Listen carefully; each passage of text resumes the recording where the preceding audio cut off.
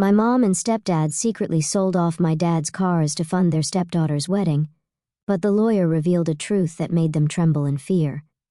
When my father died 7 years ago, he left behind 3 things: a vintage car collection he'd spent his life building, a beautiful lakefront property that had been in his family for generations, and a daughter who missed him more than words could express. That's me, Diana, and this is the story of how my own family tried to steal my inheritance right from under me. Dad was a master mechanic, the kind who could diagnose an engine problem just by listening. His garage was his sanctuary, filled with tools that felt like extensions of his hands and cars he lovingly restored over decades. Every weekend, he'd be out there tinkering with one vehicle or another, teaching me everything he knew. "Pay attention, princess," he'd say, gesturing for me to look closer at whatever he was working on. "Someday, all this will be yours, and you'll need to know how to take care of it." I spent countless hours in that garage, learning about carburetors and timing belts, the difference between a flathead and a Phillips screwdriver, and most importantly, the value of patience and attention to detail. While other girls my age were playing with dolls, I was helping Dad restore a 1967 Mustang, my small hands perfect for reaching into tight spaces. Mom never understood our bond or our shared passion for cars. She was more interested in social status and keeping up appearances. When Dad died of a sudden heart attack at 52, she waited exactly 11 months before marrying Stephen, her tennis instructor who was nearly 15 years her junior. I was 16 when Stephen moved in, bringing with him his 13-year-old daughter Amber from his first marriage. Suddenly, our quiet home became a different place entirely.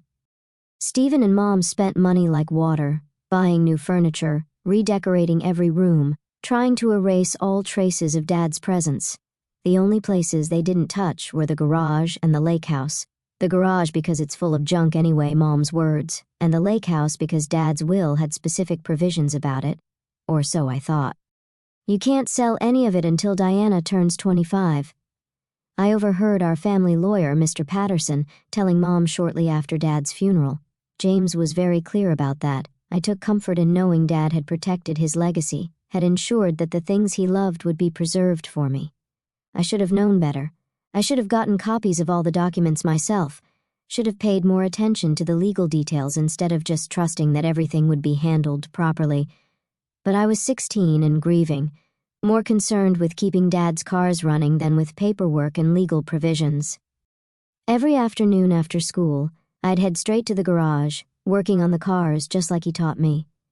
It was my way of keeping him close, of honoring his memory. Meanwhile, Mom and Stephen threw themselves into transforming Amber from a quiet, bookish girl into their idea of the perfect daughter. Designer clothes, private tennis lessons, cello classes. Nothing was too expensive when it came to Amber's development.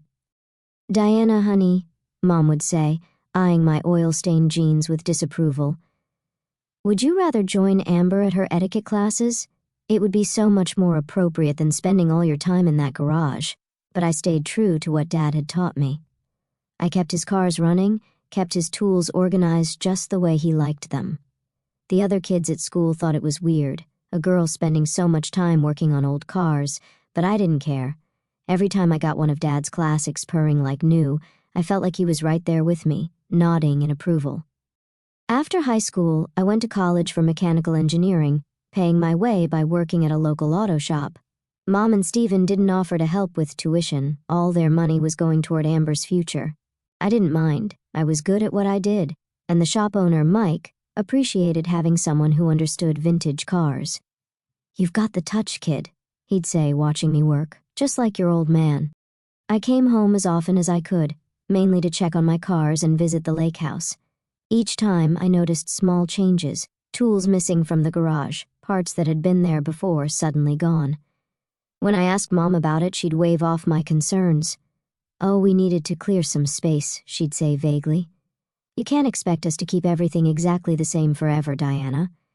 I should have pressed harder, should have demanded answers, but I was busy with school, with work, with trying to build my own life. And honestly, I still couldn't imagine that my own mother would go against Dad's wishes. Then came the day that changed everything.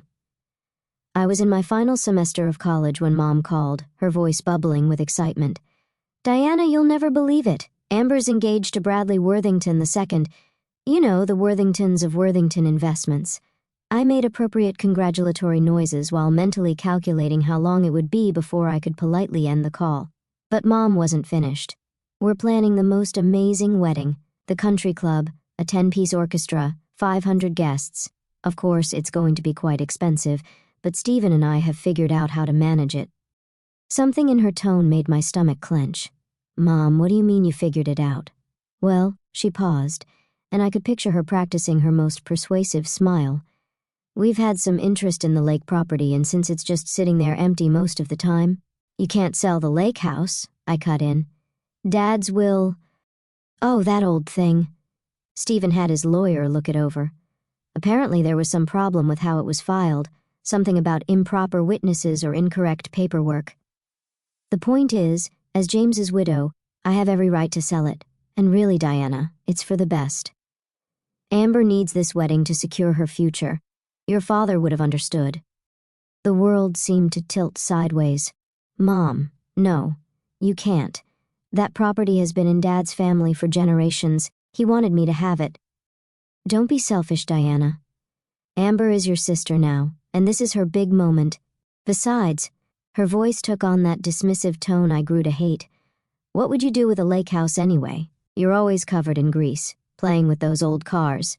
This way, at least the property will serve a useful purpose." I hung up without responding, my hands shaking so badly I could barely hold the phone. Dad's voice echoed in my head. "Someday, all this will be yours." I grabbed my laptop and started searching through old emails, looking for anything from Mr. Patterson, any documentation about Dad's will. That's when I discovered something else. The vintage cars, Dad's pride and joy, the collection he'd spent his life building. Many of them were missing from the insurance documents. I called Mike at the shop, trying to keep my voice steady. "Mike, I need a favor. Could you check something for me? Last time you were at my dad's garage, how many cars were there?" There was a long pause. "Diana, I was wondering when you'd ask about that. They've been selling them off one by one. I tried to stop them, told them those cars were meant for you, but your stepdad said they had paperwork showing they had the right to sell." The room spun around me as Mike's words sank in. They've been selling Dad's cars, his life's work, his legacy to me, and they've been quietly disposing of it to fund their extravagant lifestyle. And now Amber's wedding. I ended the call and sat in silence, staring at nothing. Then I opened my email and wrote 2 messages. The first was to my academic advisor, asking for an emergency extension on my final projects. The second was to a lawyer I'd met at the auto shop, a classic car enthusiast who specialized in estate law. "Need your help. Family inheritance being sold without permission. How soon can we meet?" The response came within minutes. "Tomorrow morning, 8 a.m. Bring any documentation you have." That night, I couldn't sleep. I kept thinking about Dad in his garage, teaching me about timing belts and distributors, showing me how to diagnose engine problems by sound and feel. "Pay attention, princess," he said. "Someday all this will be yours." Well, Dad, I thought as I finally drifted off, I'm paying attention now, and I'm not letting them take what you meant for me to have. The law office of Marcus Bennett looked exactly like you'd expect. Leather chairs, dark wood paneling, and walls lined with legal texts. But there was something else too, framed photos of classic cars, including a gorgeous 1965 Shelby Cobra that made my heart ache. It reminded me of the one Dad and I had been planning to restore together. "That's my baby," Marcus said, following my gaze. "Spent 3 years bringing her back to life. Your friend Mike tells me you know your way around engines." I nodded, still staring at the photo. My dad taught me everything I know, or at least he tried to before. I swallowed hard, before they started selling off his collection. Marcus's friendly smile faded, replaced by a look of focused intensity. "Tell me everything. Start from the beginning." For the next hour, I walked him through it all. Dad's death, the will's provisions about waiting until I was 25, the gradual disappearance of the cars, and now their plan to sell the lake house for Amber's wedding. "Do you have a copy of the will?" he asked. I shook my head. Mom and Stephen said there were problems with how it was filed, something about improper witnesses. Marcus frowned. That's concerning. Who was your father's lawyer? Mr. Patterson. But when I tried calling his office yesterday, they said he retired 2 years ago, moved to Florida. George Patterson? Marcus sat up straighter. I know George. He's meticulous about documentation. If he handled your father's will, there's no way there were problems with how it was filed. Hope flickered in my chest. Can you find out for sure? I can do better than that. He reached for his phone. George and I play golf whenever he's in town. Let me give him a call. 20 minutes later, Marcus had answers that made my blood boil. George never retired to Florida, he said grimly. He's been working part-time at his son's firm across town, and he definitely never told your mother there were problems with the will. In fact, he's been trying to reach you for months. Your mother told his office you were studying abroad and couldn't be contacted. My hands clenched into fists. They lied about everything. It gets worse, Marcus continued. George says your father set up a trust, not just a will. The cars, the lake house, even the tools in the garage, they're all held in trust for you.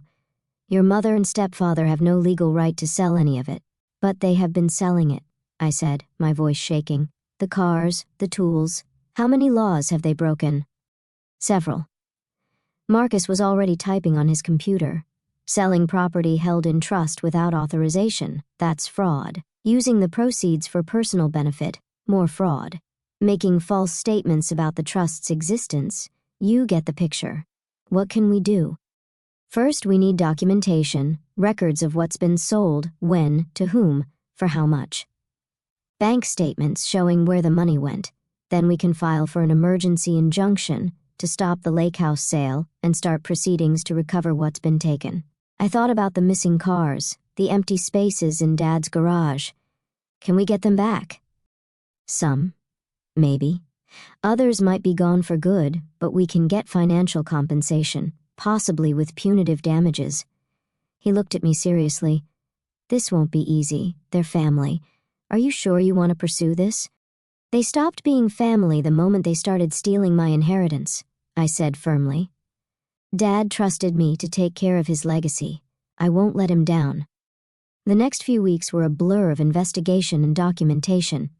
Marcus's team tracked down sales records for 11 of Dad's cars, worth over $800,000 combined.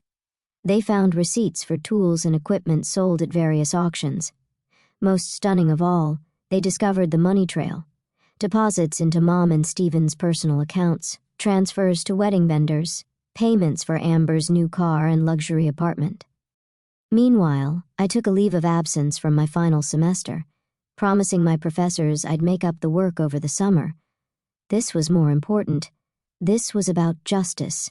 I moved back home, watching Mom and Stephen's mounting panic as they realized they couldn't reach the lawyer who'd supposedly found problems with Dad's will because he didn't exist.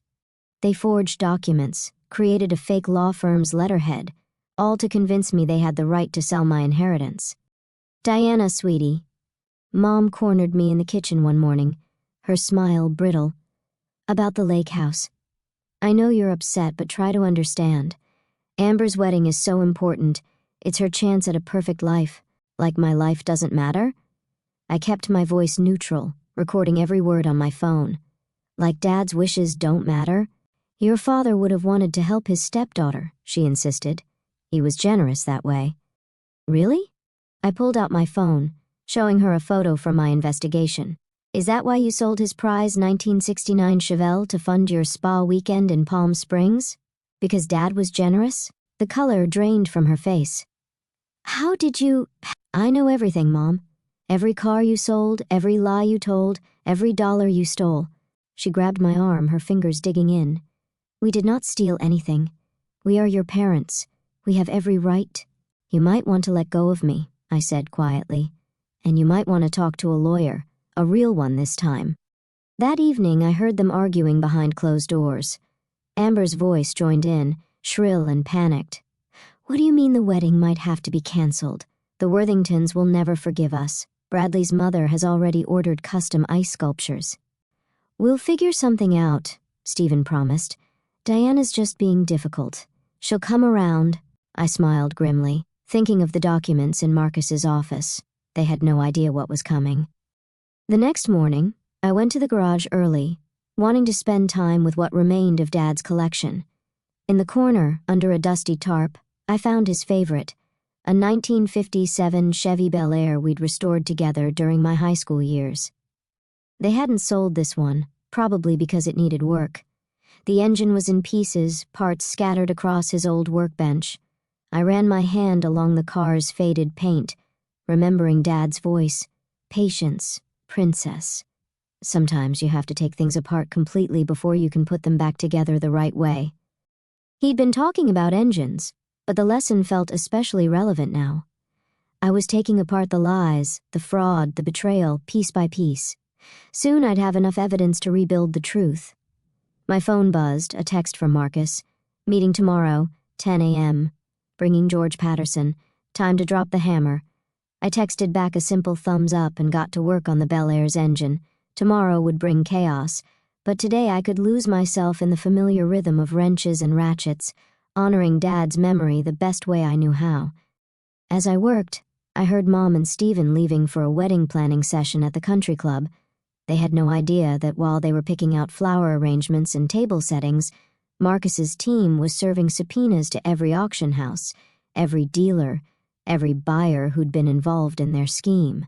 The truth was coming, whether they were ready or not. The morning of the meeting, I arrived at Marcus's office early. Through the window, I watched Mom, Stephen, and Amber pull up in Stephen's BMW. They looked confident, probably expecting to steamroll over any objections I might have about the lake house sale. Mom was wearing her handling difficult situations outfit, a powder blue suit that made her look both authoritative and approachable. Stephen had on his tennis club blazer, a symbol of the status he so desperately craved. Amber was clutching a wedding planning binder, thick enough to stop bullets. Marcus met them in the lobby, while I waited in the conference room with George Patterson. The elderly lawyer looked nothing like the frail retiree my mother had described. His eyes were sharp, his grip firm as he shook my hand. "Your father was a good man," he said quietly. "He trusted your mother to honor his wishes. I'm sorry she didn't." Before I could respond, the door opened. Mom's confident smile faltered when she saw George. Stephen's face went slack with shock. Amber just looked confused. "Mr. Patterson?" Mom's voice was thin as usual. "What are you doing here?" "Interesting question, Mrs. Mitchell," Marcus said, closing the door behind them, "especially since you told your daughter he was retired in Florida." "There must be some misunderstanding," Stephen started, but Marcus cut him off. "Please sit down. We have a lot to discuss." They sat. I noticed Mom's hands trembling slightly as she smoothed her skirt. She knew. She knew exactly what was coming. Marcus opened a thick folder. "Let's start with the trust your late husband established for Diana, the one you claimed didn't exist." "We never," Mom began. But George Patterson spoke over her. "I have the original trust documents, properly witnessed and filed. James Mitchell was very specific about his wishes. The entire car collection, the lake property, and all related assets were to be held in trust for Diana until she turned 25. He slid copies across the table. I watched as Mom and Stephen's faces grew paler with each page. "Furthermore," Marcus continued, "we have documented evidence of unauthorized sales of trust assets." He began laying out photographs. The 1969 Chevelle sold to fund a spa vacation. The 1965 Mustang sold to pay for Amber's apartment. The 1970 Challenger sold to cover country club dues. Amber's eyes widened. "Mom? Dad? What's he talking about?" And most recently, Marcus pressed on. Attempts to sell the lake house to pay for an extravagant wedding. A wedding, I might add, that's being financed with stolen money. "Stolen?" Amber shrieked. "What do you mean stolen?" "He means," I said quietly, "that they've been selling off my inheritance piece by piece, Dad's cars, his tools, everything he worked for. They sold it all without having any legal right to do so." "That's ridiculous." Stephen slammed his hand on the table. "We had every right. The will was invalid." Was it? Marcus raised an eyebrow. Would you like to explain these? He produced more documents, the forged letters, the fake law firm letterhead they used to convince me they had authority to sell. Document forgery, he noted clinically. Wire fraud, conversion of trust assets, the list goes on. Mom's facade finally cracked. We needed the money. Stephen's tennis business wasn't doing well, and Amber deserved. A wedding paid for with stolen funds? I cut in. Is that what she deserved? Amber burst into tears. The Worthingtons will never forgive us. Bradley's mother has already ordered the ice sculptures. Yes, we know. I sighed. Maybe you should have checked where the money was coming from before spending it. Here's what's going to happen, Marcus said, his tone leaving no room for argument. First, all sales of trust assets stop immediately. The lake house is off the market as of this morning, but, Stephen started. Second, Marcus continued as if he hadn't spoken, you will provide a full accounting of every item sold, every dollar received, and every penny spent. Mr. Patterson and I will be auditing everything. You can't do this. Mom's voice rose desperately. We're family. Family? I stood up slowly. Was it family when you sold Dad's Chevelle, the car we restored together during my senior year? Was it family when you lied about Mr. Patterson retiring so you could steal my inheritance? Was it family when you tried to sell the lake house where Dad taught me to swim? Diana, please. Mom reached for my hand. I pulled away. The really sad thing is, if you'd just asked, I might have helped with Amber's wedding, not by selling Dad's legacy, but maybe we could have found another way. But you didn't ask. You just took. What about my wedding? Amber wailed. It's in 6 weeks. I suggest you start making cancellations, Marcus said firmly, unless you want to add receiving stolen property to the family's legal troubles. We can still fix this, Stephen tried, his voice wheedling. Diana, be reasonable. Think about your mother, your sister. Stepsister, I corrected. And the time for being reasonable was before you started stealing from me. Marcus laid out more papers, court orders, injunctions, demands for repayment. You have 24 hours to sign these and begin cooperation. After that, we go to the police. The police? Mom went white. You'd send us to jail? You sent yourselves to jail, I said quietly. Every time you sold one of Dad's cars, every time you lied about the trust, every time you chose your new family over his wishes. They left the meeting in shambles, Mom crying, Stephen ashen-faced, Amber having a complete meltdown about her ruined wedding. I watched them go, feeling oddly empty. This was victory, but it didn't feel like one. The next few months were a whirlwind of legal proceedings. Marcus's team tracked down most of the cars, though some had been resold and were impossible to recover. The lake house was safe, its attempted sale nullified. Mom and Stephen had to remortgage their house to start repaying what they'd stolen. Amber's wedding was canceled, and with it her engagement. Apparently, Bradley Worthington II's family had no interest in being associated with criminals, their word, not mine. She moved back in with her mother, her dreams of social climbing shattered. Mr. Patterson helped me set up proper oversight of the trust, ensuring no one could ever steal from it again. When I finally walked through Dad's garage, now partially refilled with recovered cars, I felt his presence stronger than ever. The 1957 Bel Air still sat in the corner, waiting to be restored. I ran my hand along its fender, remembering all the hours Dad and I had spent working on it together. I did it, Dad, I whispered. I protected what you built. I wish it hadn't cost me my family. But then again, maybe they were never really my family to begin with. Family doesn't steal from you. Family doesn't lie to you. Family doesn't try to take what someone worked their whole life to build. 1 year later, I finally graduated from engineering school. The ceremony was small, just me, my professors, and a few friends from the auto shop. Mom sent a card. I returned it unopened. The lake house has become my weekend retreat, a place where I can work on cars in peace, surrounded by the memories of the person who taught me everything important about life, the value of hard work, the importance of integrity, and the courage to stand up for what's right. Sometimes, late at night, I sit in Dad's old garage, surrounded by the cars we love together, and I know I made the right choice. Some things are worth more than money, legacy, honor, truth. Mom and Stephen never understood that. Last week, I finished restoring the Bel Air. As I took it for its first drive, the engine purring exactly the way Dad taught me it should, I felt at peace. They may have taken some things from me, but they couldn't take what mattered most.